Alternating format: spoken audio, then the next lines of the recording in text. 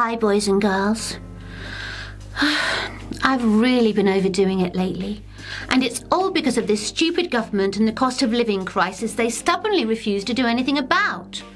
Or the cost of leaving crisis, as I like to call it. One for the Ramonas there. As a result, I've been what our colonial cousins call working 3 jobs.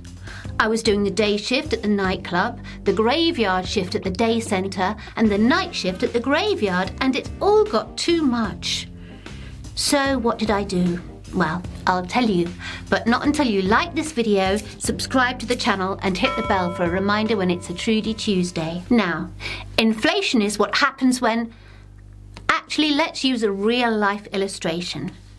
Today, I counted up my cash, and I had £24 in my purse. I went and bought a bag of Haygate's premium alpaca and llama feed, but... if Haygate, no doubt through gritted teeth, put the price up to £25 and I've still only got 24, I can't buy it. And that's what inflation is, boys and girls. Poor, sweet alpacas going hungry due to the reduced purchasing power of money. Switch to a value brand of alpaca and llama feed, I hear a government minister helpfully say. Get a better job, you feckless chav, another chips in. Why don't you feed your alpacas on 30p a day, you worthless piece of crap? Screams another. Of course, other brands are available, but I promise you, Haygate's feed is absolutely the gold standard, consistently full of alpaca goodness. And if Haygate would like to send me a big crate of it, well, but I digress. You might be surprised to know that inflation isn't calculated by the cost of alpaca and llama feed alone. Oh no.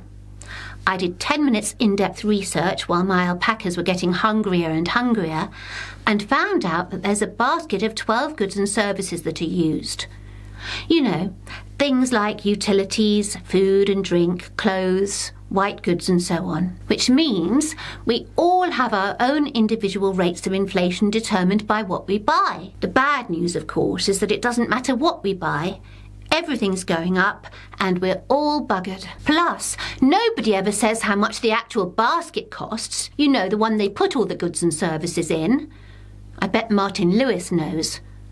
I'll ask him next time I visit one of his department stores. They're never knowingly undersold, you know. Anyway, just think how much worse it would be if we didn't have this wonderful government stretching every fiscal and monetary sinew to help us all get through this. Not to mention offering fantastic practical advice. And talking of George Eustace, see you next Tuesday. And remember, keep it light. If you've been affected by any of the issues in this programme, then you're clearly not part of the 1%.